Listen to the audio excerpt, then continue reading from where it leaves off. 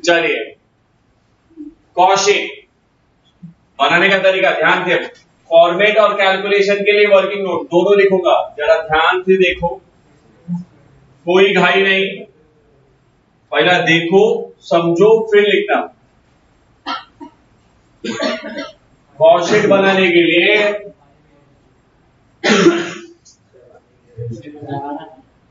जिन्हें दुनिया को पानी पिलाना चाहिए था वो आज खुद पानी पी, अच्छा है। सबसे पहला कंपनी का नाम लिख देगा, बेसर्स जो भी कंपनी का नाम है, हम बना रहे हैं कॉशिक, किस साल के लिए बना रहे हैं, फॉर द ईयर एंडेड, जो भी ईयर के लिए रहेगा वो ईयर का नाम, यस और नो। उसके बाद जो राइट हैंड साइड में कॉर्नर बचेगा ना अपर साइड में, उसमें दो चीज, units produced and units sold. हमने इस साल में कितना यूनिट बनाना है और कितना यूनिट बेचना है, वो दोनों चीजें लिखनी पड़ेगी। देन स्टेटमेंट में पर्टिकुलर्स होंगे, रुपीस का दो कॉलम होगा, inner column and outer column, final figure outer column में होंगे, कैलकुलेशन इनर कॉलम में होगा, एंड देन पर यूनिट का column, that is rupees per unit के हिसाब से। ये तो टोटल के बेसिस पे हो गया ना, पर यूनिट के हिसाब से, यस और no, that is cost per unit, हाँ या नहीं। तो भी यहाँ पे आपको सिर्फ पीयू लिखा तो चल जाएगा, that is per unit value, हाँ यानी rupees for per unit, rupees का साइन दे देता हूं, कोई दिक्कत नहीं है। अब शुरू करें।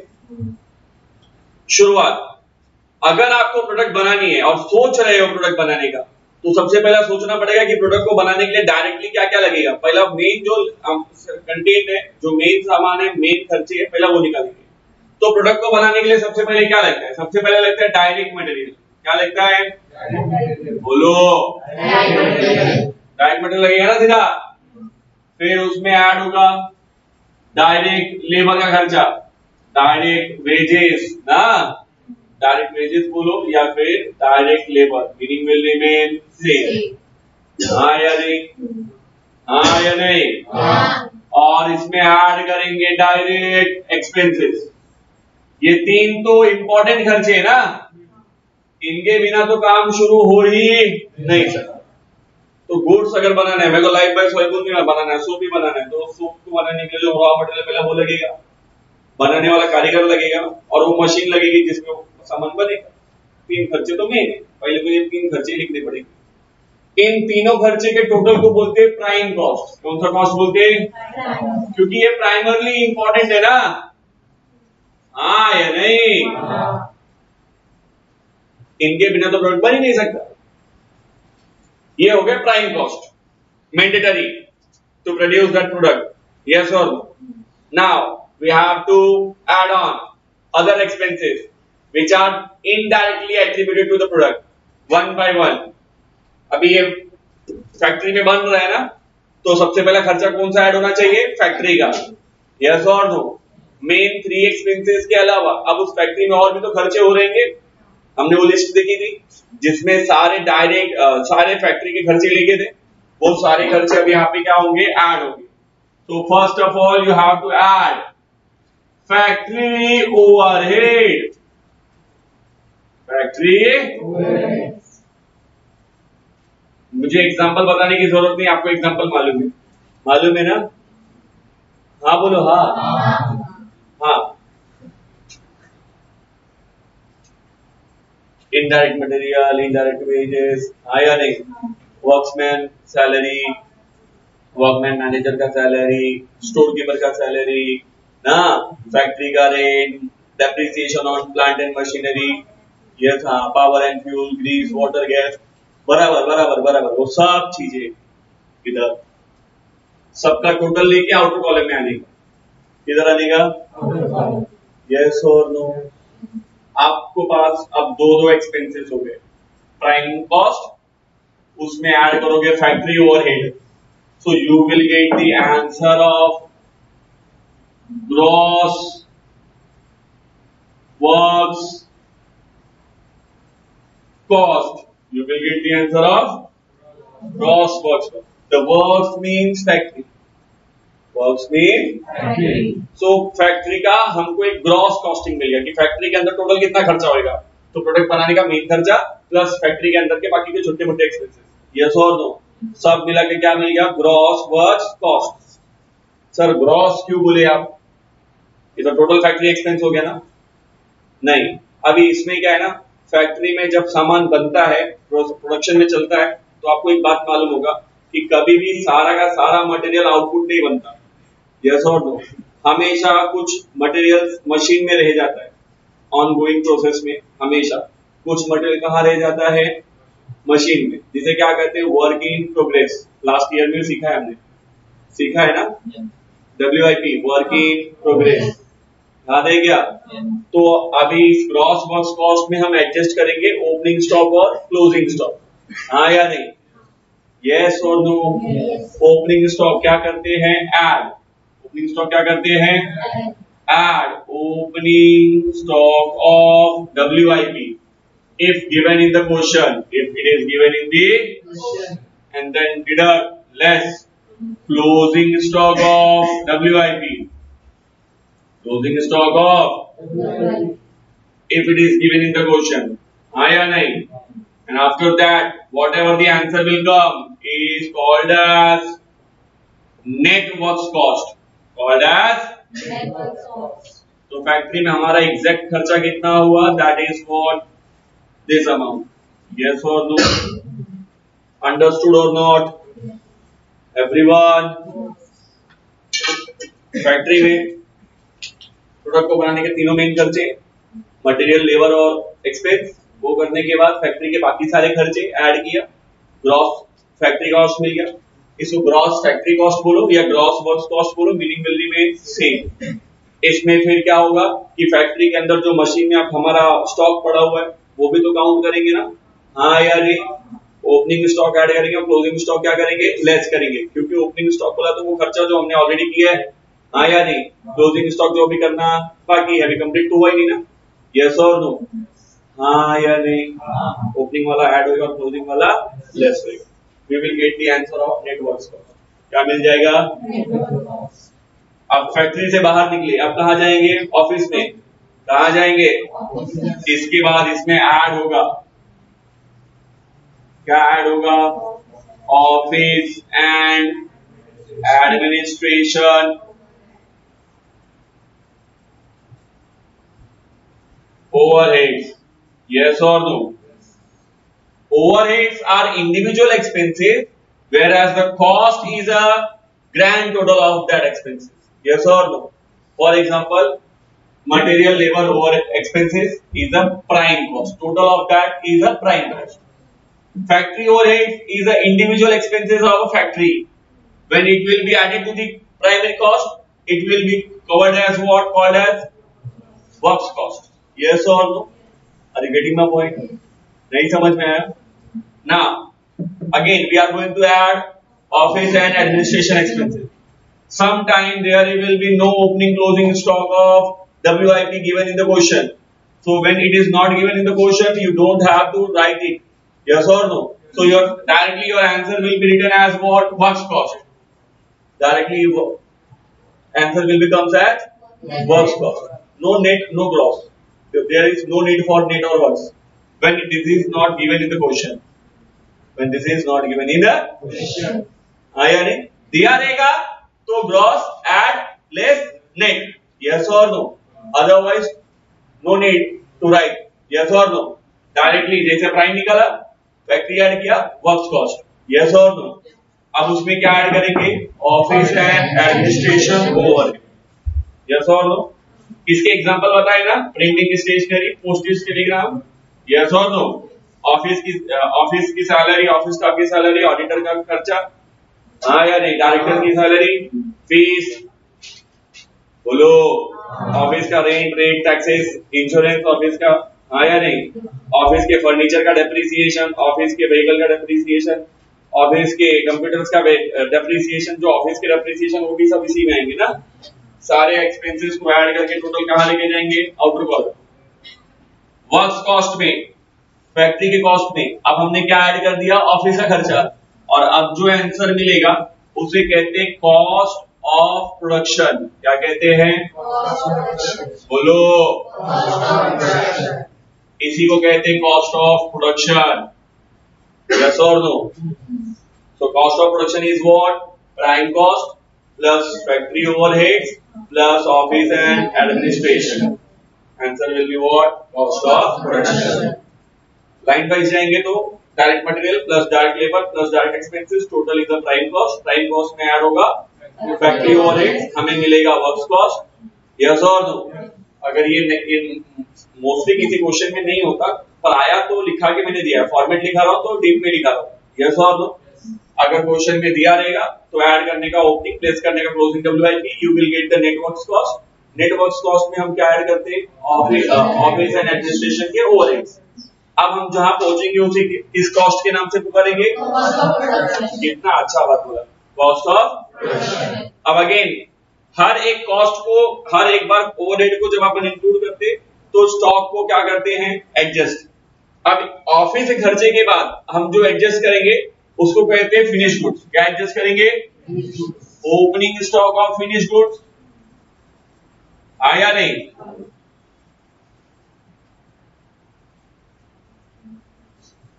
and closing stock of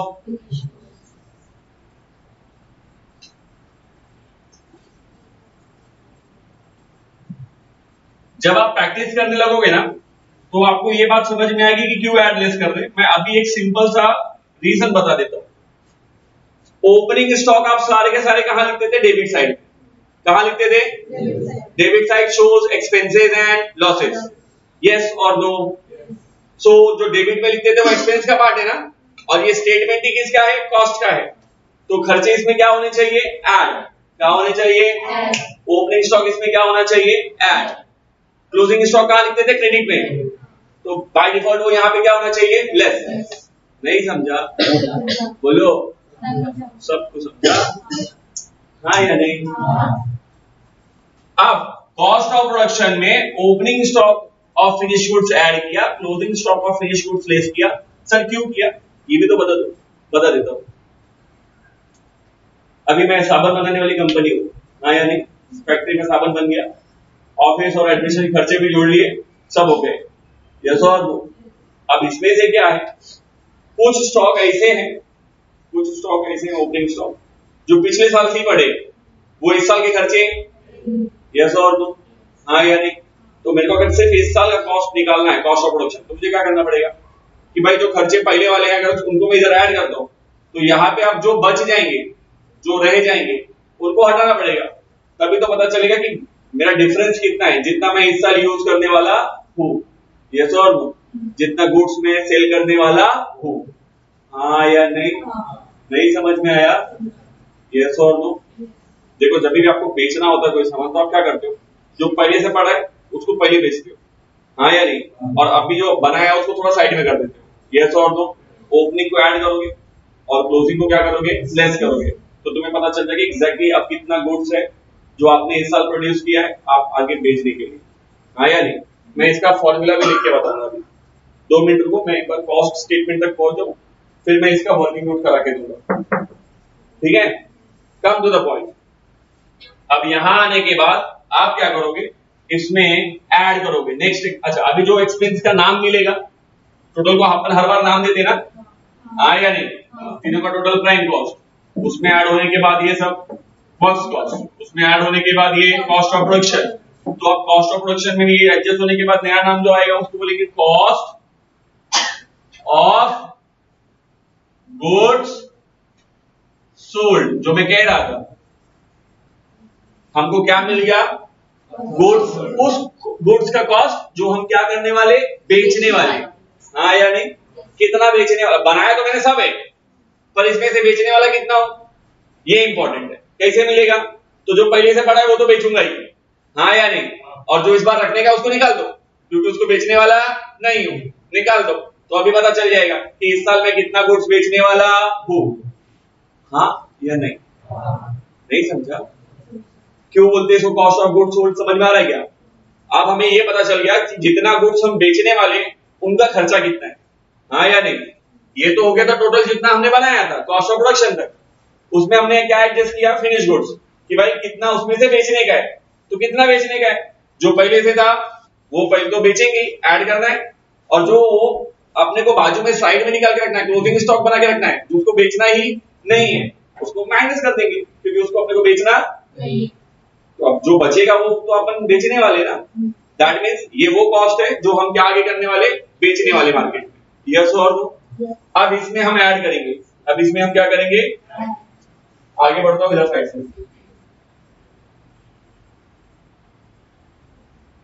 दिख रहा है सबको? अब इसमें हम ऐड करेंगे आखिरी वाला एक्सपेंस। हमारा कौन सा आखिरी एक्सपेंस है? बोलिए। हाँ, सेलिंग एंड डिस्ट्रीब्यूशन ओवरहेड्स लिखा के दिया हो ना, है कि नहीं? ठीक है, जितने भी सेलिंग डिस्ट्रीब्यूशन के खर्चे, व्हीकल का खर्चा, कमीशन, डिस्काउंट, आया नहीं?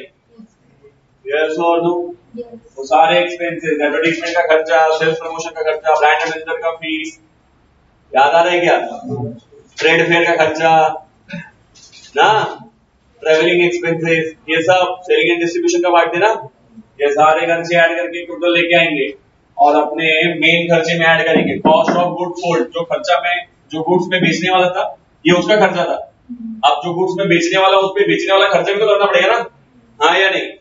तो ये कॉस्ट ऑफ गुड्स सोल्ड निकाल लिया, तय कर लिया कि इतना खर्चा मेरे को मार्केट में बेचने का है। मार्केट में जाऊंगा तो उधर भी खर्चा होगा। मार्केट वाले खर्चे कौन से होंगे? सेलिंग एंड डिस्ट्रीब्यूशन वाले। जब वो खर्चे ऐड करूंगा तब पता चलेगा कि मार्केट में मेरा गुड्स कस्टमर के हाथ में जाने तक का टोटल खर्चा क्या है। उसे कहते हैं टोटल कॉस्ट। क्या कहते हैं? Total cost. मीनिंग में अगर लिखना चाहोगे तो इसका जो अकाउंटिंग नाम है उसको बोलते हैं cost of sales. Cost of कि भाई जो गुड्स मैं बेचने वाला हूं उसका खर्चा कितना है। यस और नो? हम कहां तक पहुंच गए? जहां भाई गुड्स जो बेचने वाला हूं उसका टोटल खर्चा कितना है। यस और नो? टोटल कॉस्ट को क्या कहते हैं? Cost of sales. क्या कहते हैं? Cost of sales. नहीं समझा? सबको समझा? हाँ या नहीं? पक्का? किसी को डाउट है तो पूछ लो। क्लियर है ना? अब इस कॉस्ट ऑफ सेल्स में मतलब जो मैं गुड्स पब्लिक के हाथ में इस साल पहुंचाऊंगा उसको बनाने तक का, मैनेज करने तक का और बेचने तक का खर्चा मैंने ऐड कर लिया। ये तो हो गए खर्चे। अब इसमें अपना प्रॉफिट भी ऐड करूंगा ना, मेरे को जो चाहिए इसमें एक्स्ट्रा। यस और नो? तो मैं इसमें क्या कमाना चाहता हूं? That is add your desired profit. Add your, हाँ या नहीं? And that the final answer will show you sales. Final answer will show you कि भाई आपको गुड्स कितने में बेचना चाहिए। This is what in a total rupees column. अभी तो मैंने टोटल रुपीज में बताया, पर यूनिट में नहीं बताया, बताऊंगा। उसको बताने के लिए मुझे कुछ चीजें चाहिए, पहले मैं आपको समझा दूं, उसके बाद ही वो पॉसिबल हो पाएगी। नंबर 1 जहां पे मैंने लिखा है ना डायरेक्ट मटेरियल। अब हमको इस साल कितना मटेरियल लगने वाला है पहले ये निकालना पड़ेगा। मोस्ट ऑफ द क्वेश्चन में दिया रहता है, पर अगर नहीं दिया तो निकालना पड़ेगा। नहीं दिया रहेगा तो बोलिए निकालना पड़ेगा ना, कि भाई हमको इस साल कितना मटेरियल का कंजम्पशन होगा, कितना मटेरियल अपने को खपत लगेगा, वो निकालना पड़ेगा। तो उसको बोलते हैं वर्किंग नोट नंबर 1 में काउंट कर रहा हूं। जरा ध्यान से देखिए, calculation of direct material consumed. Direct material, भाई हम कितना मटेरियल इस साल यूज करने वाले, मैं वो निकाल के दे रहा हूं। पहले सब लोग देख रहे हो ना बोर्ड पे? कहते हैं मटेरियल कंज्यूम्ड, कितना मटेरियल यूज करने वाला हूं, कैसे पता चलता है? आपने मैनेजमेंट अकाउंटिंग में किया है, पर मैं यहाँ एक्सप्लेन कर देता हूँ। मेरे को इस साल कितना मटेरियल मैं यूज करूंगा कैसे पता चलेगा? तो सबसे पहला मेरे पास कितना है, that is what opening raw material. Opening, बोलो बरोबर है। प्लस मैंने इस साल कितना खरीदा, that is what purchase of raw material, that is what बरोबर। प्लस ध्यान से सुनो, प्लस अभी मटेरियल है तो मटेरियल को लाने का खर्चा भी लगेगा, कैरेज इनवर्ड, फ्रेट इनवर्ड, लगता है ना? हाँ बोलो, भाड़ा लगेगा ना, वो तो माल की कीमत में ऐड होगा, यस और नो? तो कैरेज या फिर फ्रेट इनवर्ड, यस और नो? और इसमें से क्या माइनस होगा? Closing stock of raw material, क्या माइनस होगा?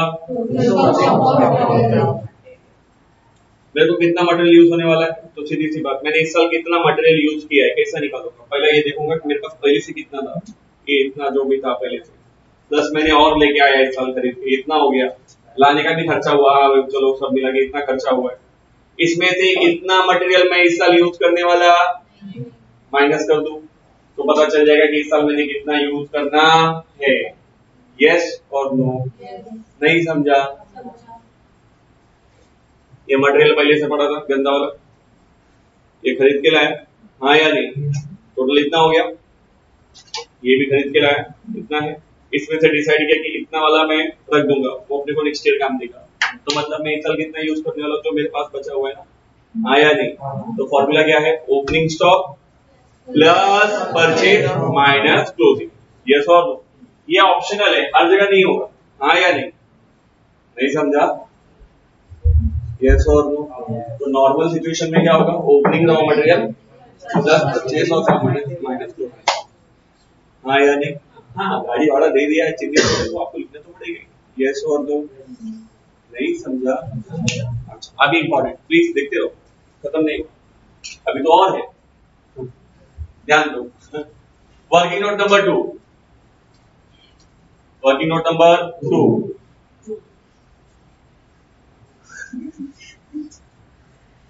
थक गए पढ़ाई करते करते। कैलकुलेशन ऑफ यूनिट्स सोल्ड, हमने कितना यूनिट बेचा है, बेचना है या बेच दिया है, काउंट अगर करना है तो कैसा निकालेंगे, वो ध्यान से सुनो। ये एक ही फॉर्मूला है जो आपको दोनों तीनों चीजों के काम आएगा, ध्यान से सुनो, बहुत इंपॉर्टेंट है, हर क्वेश्चन में कंपल्शन है, करना ही पड़ेगा।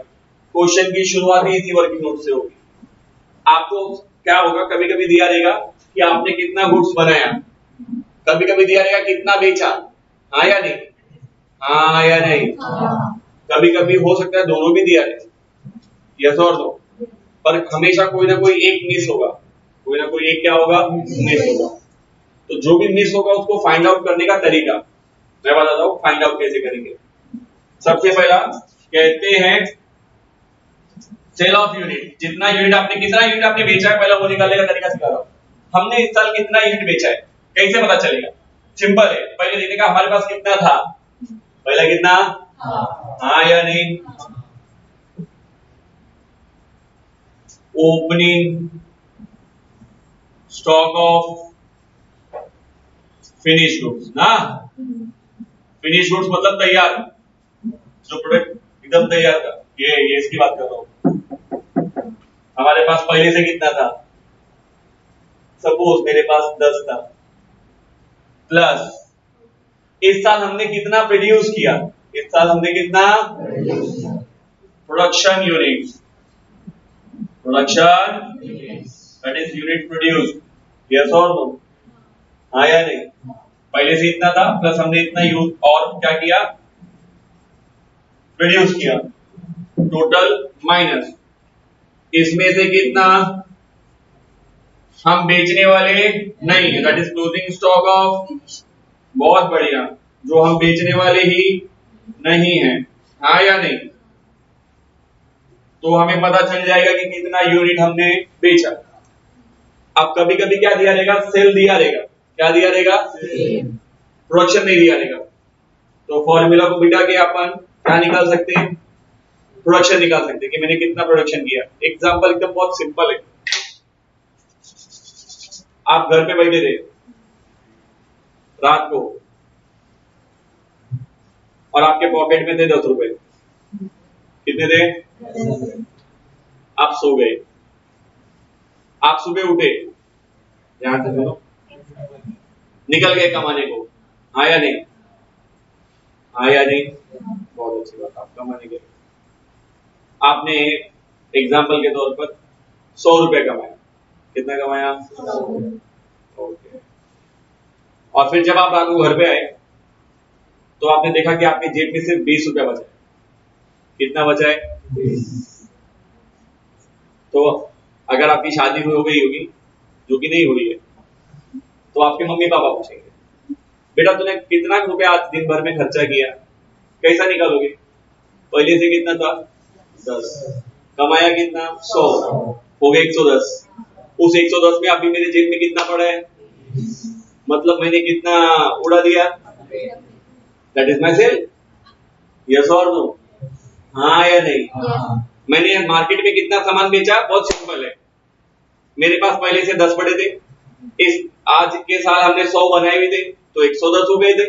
110 में से अभी फिलहाल मेरे पास सिर्फ 20 बचा है। इसका मतलब मैंने साल भर में कितना बेचा? 90। नहीं समझा?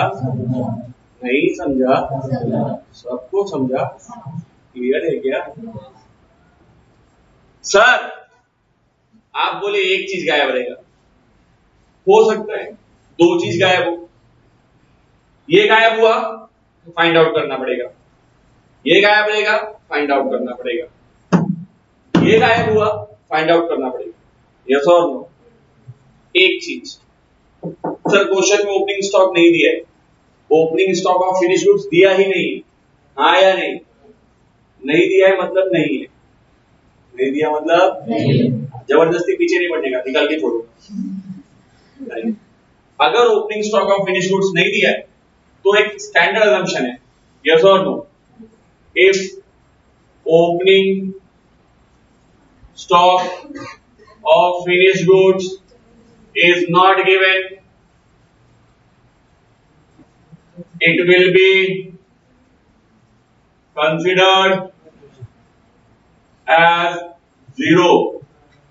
कितना कंसिडर करने का? नहीं समझा? हो सकता है ना कि शुरुआत में किसी के पास ओपनिंग स्टॉक ना हो, यस और नो?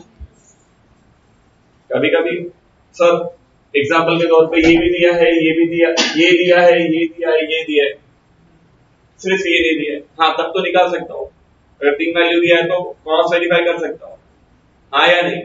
पर सर ये भी नहीं दिया है और ये भी नहीं दिया है, तो ये इसको साइलेंटली क्या एज्यूम कर लूंगा? नील, हाँ या नहीं? और क्या निकालूंगा? Closing stock.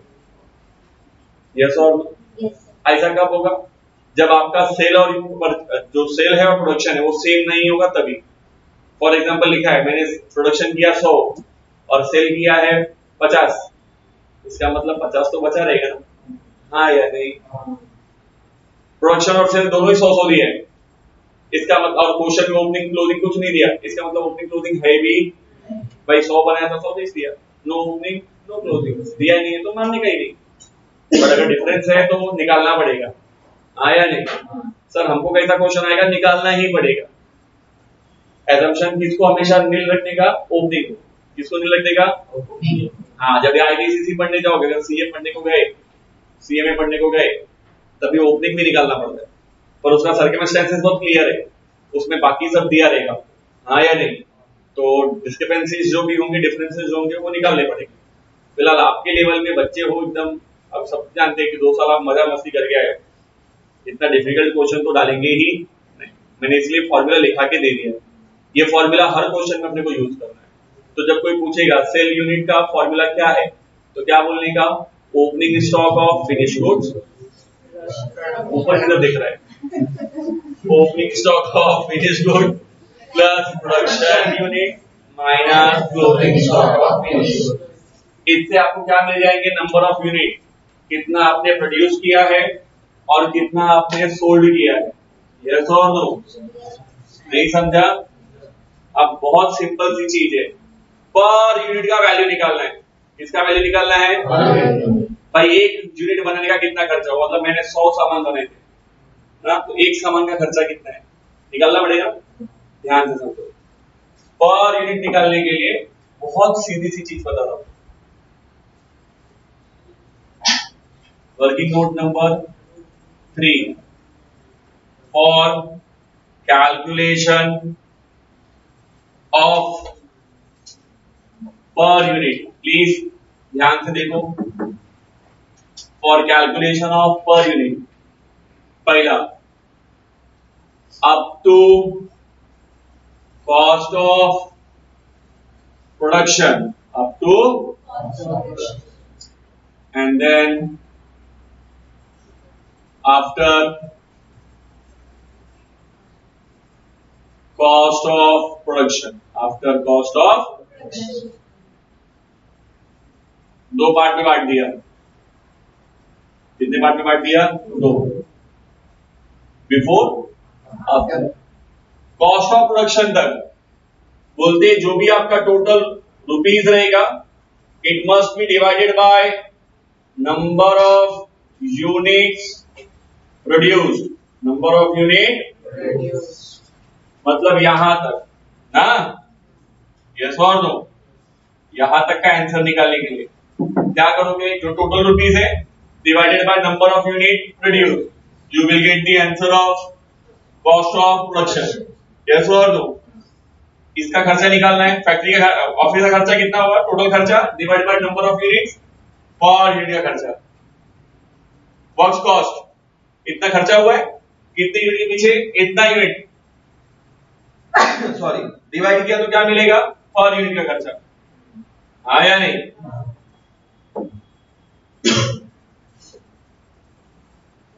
नहीं समझा? यस और no? Per unit up to cost of production निकालने के लिए क्या करने का? Divide by number of unit produce, divide by number of unit produce. हाँ या नहीं? इसके बाद क्या है? ओपनिंग और क्लोजिंग स्टॉक का पर यूनिट नहीं होता, किसी भी ओपनिंग स्टॉक क्लोजिंग स्टॉक का पर यूनिट निकालने का उसकी जरूरत नहीं। अब यहां से क्या होगा? आफ्टर दैट, मतलब कॉस्ट ऑफ गुड्स सोल्ड से। हाँ या नहीं? यहां से अगर आपको निकालना है तो ये तो सेल वाले खर्चे ना, किसके हिसाब से डिवाइड होना चाहिए? सेलिंग यूनिट के हिसाब से। किसके हिसाब से डिवाइड होना चाहिए? तो उधर से क्या करने का? टोटल जो भी रुपीस रहेगा, it must be divided by number of unit sold, number of unit sold. नहीं समझा? हाँ या नहीं?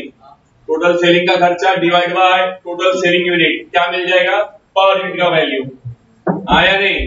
टोटल सेल का cost divided by total selling unit, क्या मिल जाएगा? Cost of sale per unit.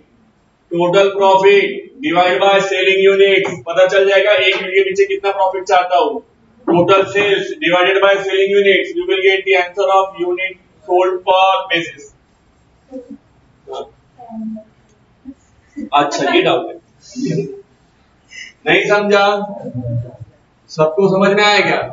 एक अंतिम वर्किंग नोट बाकी है, पहला फटाफट लिखो तो लिखा के दूंगा।